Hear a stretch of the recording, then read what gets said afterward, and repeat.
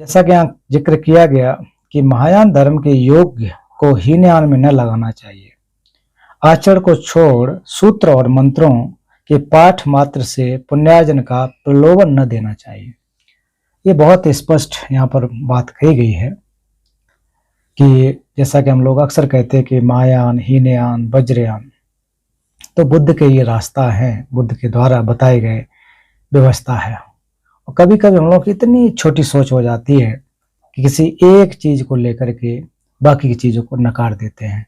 तो हमारी सोच का ऊपर डिपेंड करता है कि बहुत ही संकुचित, और तर्क भी बड़ा अजीब देते हैं कि साहब भला चीज होनी चाहिए तो इसी में होना चाहिए, इसी भाषा में होना चाहिए, यहीं पर होनी चाहिए, इस देश में होना चाहिए।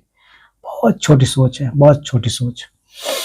तो ऐसा ना हो करके हमारे भगवान बुद्ध ने जो इस जगत की चीजों को अपने प्रज्ञा के माध्यम से अवलोकन किया है, समझा है, उस पर हम लोग नहीं पहुंच सकते हैं।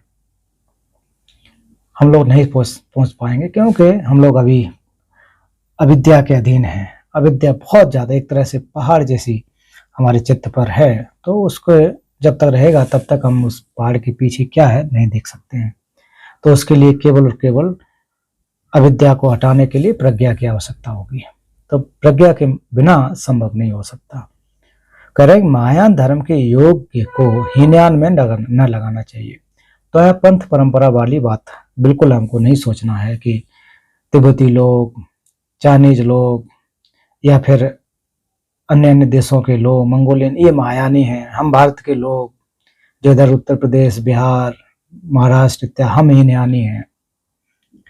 तो इस तरह की बातें की, बिल्कुल ऐसा नहीं सोचना है। पहले हमको ये जानना पड़ेगा कि बुद्ध की जो 3 व्यवस्थाएं हैं, मार्ग की व्यवस्थाएं हैं, तो मार्ग की व्यवस्थाएं हमेशा इसलिए दी जाती हैं कि व्यक्ति उस मार्ग पर चल करके अपने गंतव्य तक पहुंच सके। कुछ मार्ग संक्षिप्त हो सकते हैं, कुछ थोड़े समय लगते हैं, कुछ और लंबा समय लग सकता है। तो इस आधार पर परम पावन दलाई लामा हमेशा कहते हैं कि शब्द जो है हीन और महा, ये उपयोग करना उचित नहीं है। इसको परंपरा के अनुसार अगर हम देखें कि पाली परंपरा और संस्कृत परंपरा, बुद्ध के जो वचन हैं, प्रथम धम्मचक्र उपदेश जो सारनाथ में दिया, 4 आर्य सत्य, प्रत्येक समुत्पात जो संक्षेप में, फिर उसके बाद जो अष्टांगिक मार्ग, तो इत्यादि बहुत सारे जो धर्म का उपदेश दिए, तो वो एक प्रकार से आधार है। उस आधार को और थोड़ा बढ़ाते हुए, ऐसा तो नहीं था कि बुद्ध के समक्ष जो लोग आते थे तो उनकी मति एक जैसी थी, बिल्कुल नहीं था। अलग अलग मति के लोग थे, आज भी होते हैं। हमारे क्लास में भी लोगों की अपनी अपनी अलग अलग मति होगी, अलग अलग सोच रखते होंगे। हम सबकी अपनी अपनी मति है, अपनी अपनी कैपेसिटी है, अपनी क्षमता है। बहुत सारे लोग इसमें निरंतर रहेंगे और कई लोगों ने छोड़ भी दिया कि अरे काफी हायर इस लेवल का ये क्लास है, हम लोग को तो डाइजेस्ट नहीं होता है। ऐसे भी हैं लोग हैं, छोड़ के चले जाते हैं, समझ में नहीं आएगा, समझ से परे होगा। और जो रुके हैं तो हम तो ये कह सकते हैं कि थोड़ा सोच विचार करने वाले प्रज्ञावान जो छोड़ के चले गए या कह रहे हमारे बस का नहीं है, तो उससे तो निश्चित रूप से प्रखर प्रज्ञावादी तो है ही है, नो डाउट। और तो इस तरह से हम लोग को जो इस शब्दों में, जैसे महायान शब्द बहुत अच्छा है, इससे हम लोग सोच सकते हैं कि महायान, महा मतलब बड़ा, यान मतलब एक प्रकार से जो व्हीकल जिसको कहा जाता है ना अंग्रेजी में, जो कि ग्रेट व्हीकल, लेसर व्हीकल। तो यान जैसे कि एक बस में जाओगे तो बस में उसकी कैपेसिटी है 70-80 लोग जाएंगे। एक बड़ा जहाज होगा तो उसमें 300-400 लोग जाएंगे। पानी वाला जहाज जिसको कहा जाता है उसमें सैकड़ों हजारों लोग चले जा सकते हैं। वापस जाना तो वहीं पर है, लेकिन उस यान की कैपेसिटी कैसे है, उसकी कैपेसिटी के अनुसार, तो बुरा नहीं, यान महायान भी कहोगे बहुत अच्छी है बात है। उसकी इतनी कैपेसिटी है कि सब लोगों को या बहुत सारे लोगों को लेकर के चलने की क्षमता है। इस हीनयान क्यों कहा गया कि हम केवल और केवल अपने निर्वाण के लिए बात करते हैं कि मुझे मुक्ति हो जाए, हम सर्व हित के लिए, सर्व जगत के लिए ये सोचते हैं, बाद में हम करेंगे आकर के। तो इस प्रकार की अब सोच के ऊपर है, हम सबको लेकर चलेंगे, हम अकेले चलेंगे, हम छोटे जो 5 सीटर गाड़ी खरीदेंगे या हम 20 सीटर गाड़ी खरीदेंगे। 5 सीटर जाएंगे तो 5 लोग परिवार के चले जाएंगे। उससे बड़े जाएंगे कि हम बड़े लोग, और अच्छा और भी लोग आ जाएंगे, सारे लोग आ सकते हैं। इस तरह से हमको सोचना है। बिल्कुल ये मैं बिल्कुल सतही तौर पर आपको बता रहा हूँ, इस तरह से हम अंतर को समझें। बुद्ध की शिक्षाएं, अगर आप महायान कहा जाता है जिसको हम लोग आजकल, संस्कृत परंपरा में भली भांत परिचित हूँ इससे पिछले 20 सालों में, तो मुझे कहीं अंतर नहीं लगा कि ये चीज जो है ये है, ये है, हमको इसमें नहीं आना है। हमको सब कुछ बुद्ध के द्वारा बताया गया मार्ग है, बुद्ध के द्वारा व्यवस्था की गई, उनका उपदेश है। और कोई भी शब्द जो या फिर कोई वाक्य अभी तक जो मैंने अध्ययन किया, और रिसेंटली आप लोग पता है कि जो सर्वोच्च डिग्री गेसे के प्राप्त किया, तो वो उस दौरान अध्ययन के कोई कंट्राडिक्टरी नहीं आया, कोई विरोधा कि बुद्ध का वचन ये ठीक नहीं है, ये ऐसे ही बना दिया गया, बिल्कुल नहीं है। तंत्र का भी अध्ययन किया तो उसमें भी ऐसा कुछ देखने को नहीं मिला। हम लोग का जो सोच है, बड़ा जो तंत्र को इस तरह से देख लेते हैं ना कि जादू टोना, ऐसा बहुत छोटी सोच है। ये तंत्र नहीं है। अगर हम लोग देखें, तंत्र का मतलब क्या है कि अपने मन को सुरक्षित करना, संरक्षण करना, बचाना। किससे बचाना? अज्ञानता से, क्लेशों से। तो उसकी बहुत सूक्ष्म व्यवस्था होती है, बहुत सटल, गंभीर। तो उसको तो हम लोग आसानी से नहीं समझ सकेंगे। तभी अध्ययन में जब जो हम लोगों का अध्ययन होता है कि पहले स्थूल रूप से सूत्रों को समझ करके, सूत्र के बाद जाकर के फिर तंत्र का अध्ययन करना, कि स्थूल से सूक्ष्म की तरफ जाया जाता है, ग्रॉसर लेवल से सटल। अगर हम लोग बहुत सटल, बहुत सूक्ष्म में पहले चले जाएंगे तो आई थिंक बहुत मुश्किल होगा। तभी बुद्ध ने कहा था कि मैंने जो धर्म प्राप्त किया है वो बहुत ही गंभीर है, बहुत ही विशाल है, और एक प्रकार से असंस्कृत है, लोगों की समझ में नहीं आएगा। तो इसलिए अच्छा होगा कि मैं यहीं पर जंगल में निवास करूं। ये बुद्ध ने क्यों कहा? इसलिए कहा था कि लोग तैयार नहीं हैं, इस गंभीर अर्थ को नहीं समझ सकते हैं। मेरा दर्शन जो चल रहा है, जो व्यवस्था, उसके एकदम से विपरीत है। लोग आत्म को मानने वाले, मैं अनात्म को कहता हूं। तो लोग जो है कुल मिलाकर के इस तरह से बुद्ध का जो शासन था, दर्शन था, बहुत गंभीर है। जैसा कि हम लोग जान रहे हैं, एक एक शब्द को समझना, एक एक को समझना बहुत गंभीर है। तो इसलिए ये क्या कहा जा रहा है कि महायान धर्म के योग्य को, जिसकी कैपेसिटी बहुत ज्यादा है, बहुत तीव्र है, सीखने वाला है, तो उसको छोटी छोटी चीजें में, हर रोज रसरन का जो अध्ययन करो, हर साल पंचशील का, हर बार हर रोज वही करते रहो, या फिर एक पर्टिकुलर आप सूत्र पकड़ लो, तो उतना नहीं करना है। उसको क्या करना, और ज्यादा हायर में लेकर के जाने की जरूरत होती है। हम लोग सामान्य तौर पे कहते हैं, अरे बच्चा ये आपका ना डॉक्टर बन सकता है, इंजीनियर बन सकता है, साइंटिस्ट बन सकता है। इसको ना ये छोटी छोटी चीजें मत लगाओ। इसका मन कहाँ है, क्या ये चाह रहा है, कैसी कैपेसिटी है, इसकी क्षमता कैसी है, उसी हिसाब से हम लोग एडमिशन दिलाते हैं। अगर उसकी क्षमता नहीं है, कहते अच्छा ये पढ़ाई में उतना अच्छा नहीं है, ये साइंस में या मैथ में बहुत टफ है, मुश्किल है, तो इसको जो है ना थोड़े सरल सब्जेक्ट लेकर के अध्ययन करा देते हैं। हालांकि कोई भी सब्जेक्ट सरल नहीं है अपने आप में। साइंस वाले ऐसा सोचते हैं कि ये बहुत ज्यादा हायर है, आर्ट्स जो है बहुत निम्न है। अब वो आर्ट वाले से कहो कि तुम जो है, जो कि साइंस जो आर्ट वर्क में पढ़ने वाला है, मान लीजिए कोई भूगोल जानता हो, उसको आर्ट में माना जाता है, इतिहास जानता हो, वो आर्ट का विषय माना जाता है। अब उसी को वैज्ञानिक को जहाज चलाने वाला है, उससे कहो कि अब तुम भारत का भूगोल बताओ, नहीं बता पाएगा ना। खेती बाड़ी के बारे में उससे पूछ लो, नहीं बता पाएगा ना, क्योंकि वो अपना अपना अलग एक विषय है।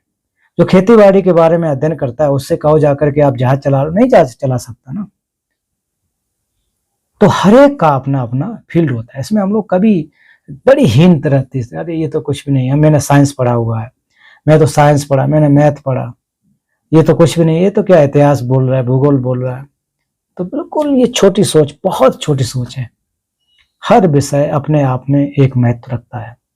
तो इसी प्रकार से हर परंपरा, हर व्यवस्था, हर मार्ग, परंपरा यहाँ ना कहे कि मैं परंपरा नहीं, शायद शब्द सही नहीं है। बुद्ध का जो रास्ता है, बुद्ध के रास्ते अनेक रास्ते हैं, और ये अनेक रास्ते बुद्धत्व तक पहुंचने के लिए बनाए गए हैं, ना कि किसी हम लोगों के लिए परेशान करने के लिए। कोई शॉर्टकट से आ सके, कोई लॉन्ग कट से आ सके, बहुत सारे रास्ता ये हम लोग अपने जीवन में देख सकते हैं। इसलिए अगर आप बहुत अध्ययन करने में हैं, आपकी प्रज्ञा जो बहुत हायर स्टडीज को समझ पाती है, तो आप छोटी छोटी चीज़ों में नहीं लगाना चाहिए, ये कहा जा रहा है। क्योंकि यहाँ लोग बहुत गलत अर्थ लगा लेते हैं। आचार्य शांतिदेव महायान को बड़ा बता रहे हैं, हीनयान को कह रहे हैं कि इसमें नहीं लगना है। इस तरह से नहीं सोचना है कि हम लोग उतने तक न सीमित न रह करके और बड़ा लेकर के आए और अपने प्रज्ञा को जागृत करें, इसको ये समझना है। आचरण को छोड़कर सूत्र और मंत्रों से प्रलोभन न देना चाहिए। तो कह रहे हैं कि जो आचरण है, जो हमारे व्यवहार हैं, 10 अकुशल कर्मों को न करना है, 5 शील का पालन करना है, या फिर जो चर्या है हमारे अनेक प्रकार से, ये तो मुख्य हैं। ऐसा नहीं है कि भगवान बुद्ध ने केवल 10 अकुशल कर्म बता दिए कि इनको नहीं करना बस हो जाएगा हमारा काम। नहीं, ये मेन ये स्थूल रूप से, इसके अंदर अगर आप जाओगे तो सैकड़ों हजारों की संख्या में। अगर इतने अकुशल कर्म नहीं होते तो भगवान बुद्ध 84,000 धर्म स्कंद क्यों देते? उनको मजा थोड़ा नहीं था कि जो आए बोलते जाए। हमारे अंदर, हमारे मन में 84,000 प्रकार के क्लेश है, और हर एक क्लेश को काटने के लिए एक एक दवाई है, एंटीडोट है। फॉर एग्जाम्पल, मान लीजिए हमारे अंदर एंगर है, नो डाउट एंगर है, उसको दूर करने के लिए भगवान बुद्ध ने मेत्ता, प्रेम का जो कि पाठ पढ़ाया, उसकी अपनी व्याख्या है। अविद्या को हटाने के लिए प्रज्ञा का बताया कि इसको हटा सकते हो। प्रज्ञा में भी बहुत सारी अगर अंतर करोगे, तो इस तरह से हम लोग संक्षेप में और एक बृहद रूप में समझने की कोशिश करना चाहिए। तो जो आचरण हमारे हैं, आचरण को छोड़कर सूत्र और मंत्रों के पाठ मात्र से, यहाँ कहा जा रहा है कि जो व्यवहार को छोड़ करके, जो हमारे व्यवहार हैं, जैसे कि 10 पारमिताएं व्यवहार के रूप में कहे जाते हैं, ध्यान का अभ्यास करना, ये सब व्यवहारिक चीजें हैं। बोध चित्त का उत्पाद करना, ये सारे व्यवहारिक हैं। क्यों है? उपाय और प्रज्ञा, तो ये उपाय के रूप में है, व्यवहार के रूप में है। तो इनको छोड़ करके हम लोग रोज पाठ करते रहें, मां मंगल गाथा को रोज पाठ करें, है ना, प्रज्ञा पाठ रोज पाठ करते रहें, केवल पाठ करते रहें, उसको अपने आचरण में लेकर के ना आए। ऐसा कहा जाता है ना कि कालेन धम्म समरंग एतं मंगल मुत्तम, कालेन धम्म साकृष्टा एतं मंगल मुत्तम। समय समय को धर्म का श्रवण करना, समय समय पर धर्म का व्याख्या करना, ये मंगल कार्य है। ये न सोच करके हम लोग उल्टे सीधे काम करें, बस पाठ कर लिया, बस छोड़ दिया, और दिन भर हम लोग जो है उल्टे काम करते रहे, तो आचरण में तो नहीं लाए, केवल पाठ कर रहे। तो इससे मात्र से क्या होगा? पुण्यार्जन। मंत्रों के पाठ मात्र से पुण्यार्जन का प्रलोभन नहीं देना चाहिए। ये नहीं कहना चाहिए कि भाई पाठ करो, इससे जो है पुण्य का लाभ हो जाएगा, और पुण्य की जो है, जो हमारी पहली पारमिता है ना, पुण्य का, दान करने से पुण्य लाभ होता है, उतने मात्र से लाभ हो जाएगा। तो ये प्रलोभन नहीं देना चाहिए। कोई टीचर हो, कोई रिम्पोचे हो, कोई गुरु हो, कभी भी आप सावधान रहिए। ये कहे कि कोई बस मंत्र पढ़ते रहो, जाप करते रहो, बस इससे हो जाएगा आपका, तो खतरनाक है ये बात। मैं आपको स्पष्ट कहता हूं पब्लिकली, ये खतरनाक है अगर इस तरह से कोई प्रलोभन देता है। पुण्य का संचय भी 2 प्रकार का होता है। एक प्रकार से ज्ञान संभार और पुण्य संभार। संभार मतलब जो हम लोग इकट्ठा कर रहे हैं ना, पुण्यार्जन। तो पुण्य और ज्ञान, केवल पुण्य का करते रहो और ज्ञान का न करो तो संभव नहीं हो सकता है। चिड़िया का अगर एक पैर पंख हो और दूसरा न हो तो वो चिड़िया नहीं उड़ सकती है।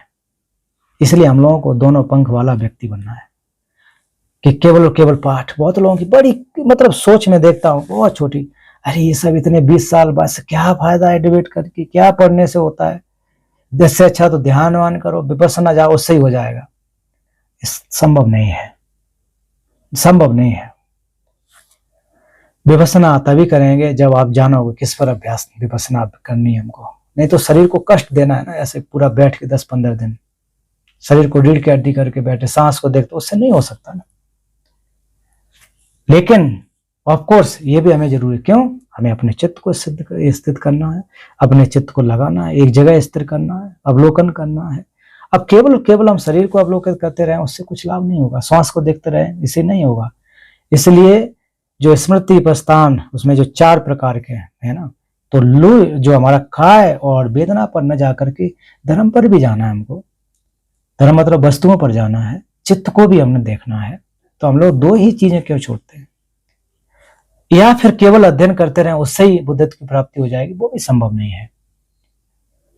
केवल उससे भी संभव नहीं हो सकता। उसके लिए प्रज्ञा का उपयोग करना है। उपाय और प्रज्ञा। बुद्ध ने क्या कहा? हम लोग बुद्ध को क्या कहते हैं? उपाय और कौशल।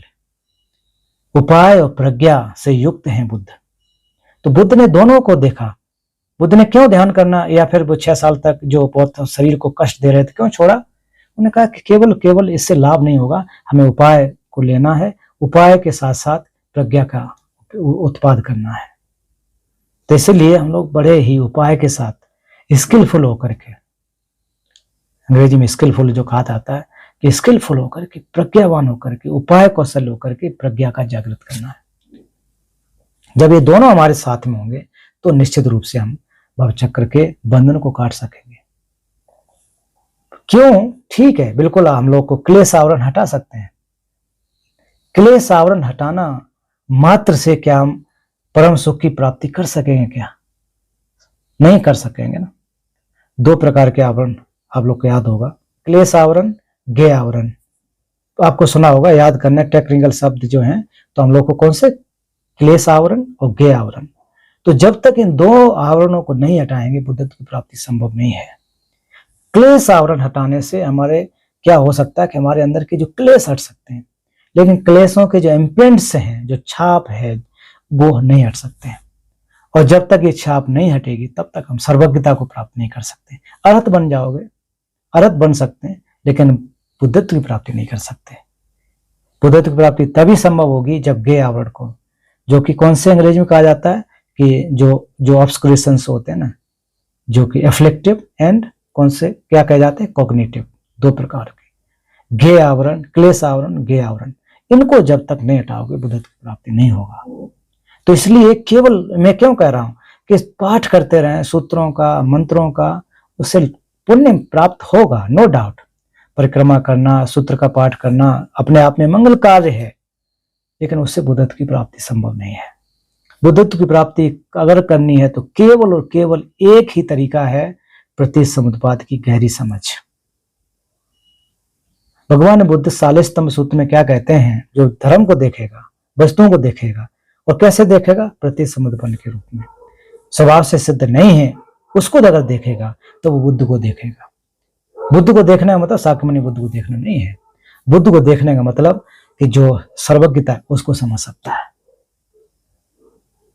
तो इसलिए हम लोग को बड़ा सावधान रहना। हम लोग बड़े आसानी से अगरबत्ती मोमबत्ती थोड़ा पाठ हो गए, हाँ हमने बुद्धत्व का वो काम कर लिया, ठीक है, थोड़ा बहुत आपको मदद कर सकता है, बट ये लंबा रास्ता तय करने में सहायक नहीं होगा। मतलब हमको सहायक होगा बट रास्ता पूरा नहीं प्राप्त करा सकेगा। इसलिए कभी भी किसी को कि कभी भी ये नहीं करना चाहिए अच्छा ये ठीक है वो ठीक नहीं है। बुद्धिस्ट न कह करके मैं ये कहूंगा कि हम प्रज्ञावान लोगों को न किसी चीज को आसानी से नकार देना है और ना ही किसी चीज को आसानी से स्वीकार कर लेना है। बड़ा एनालाइज करो, परीक्षण करो, अच्छी गहनता से उसको देखो, तभी जाकर के हम जो है कि आगे बढ़ सकते हैं। अगर सामान्य चीजों के बारे में नहीं, सामान्य जो हम लोग का रोजमर्रा का जिंदगी है तो उसके बारे में नहीं, किसके बारे में? धर्म में वास्तव में हम लोग कह रहे हैं कि हम धर्म के अभ्यासी हैं, हम साधक हैं, हमने इतने अभ्यास कर लिए, इतने वो कर लिए विपස්සना, हम तो बड़े विपस्वी हैं। एक पंख लेकर कैसे उड़ेंगे? एक पक्ष लेकर के, या चिड़िया का एक पंख हो तो वो आकाश में नहीं उड़ सकती ना, चिड़िया का काम तो उड़ना है। तो इसलिए अगर हमको उड़ना है, चिड़िया जैसे बनना है, स्वतंत्र होना है, चिड़िया के अगर 2 पंख हो तो आकाश में स्वतंत्र, इधर डाइव लगाते उधर डाइव लगाते, क्यों? 2 पंख हैं। तो हमारे पास अगर 2 पंख हो तो दोनों तरफ से उड़ सकते हैं। ये कौन सा? ये जो हम लोग अगर धर्म की बात करें उसके लिए, नॉर्मल जीवन के लिए तो कुछ भी जो हम लोग कर रहे हैं, अपना अपना प्रोफेशन है, डॉक्टर है, इंजीनियर हैं, वकील है, प्रोफेसर हैं, सारे के सारे ये जीवन चलाने के लिए काम है। ये जीवन चलाने के लिए बहुत अच्छे हैं, ये हमें भौतिक सुख सुविधाएं प्राप्त कराएंगे। अगर हमारे पास इतनी अच्छी व्यवस्था है तो क्यों नहीं हम इसके माध्यम से इसके जो मार्ग है उसमें अग्रसर हो। ठीक है, तो ये इसलिए मैं एम्फेसाइज इसमें कर रहा हूं कि हम लोग खुला सोच रखें, बड़ा सोच रख करके कि कभी भी किसी को प्रलोभन नहीं देना चाहिए। आचार्य शांतिदेव कितना बढ़िया कह रहे हैं, एक मत करो कि आप इतना कर लो, उसमें मत जाओ, और वो तो क्या है, वो तो कुछ भी नहीं है, ऐसा ऐसा है, वैसा वैसा है, ये तो उन्होंने बनाया हुआ है ऐसा। तो जब तक जाने न गहराई से,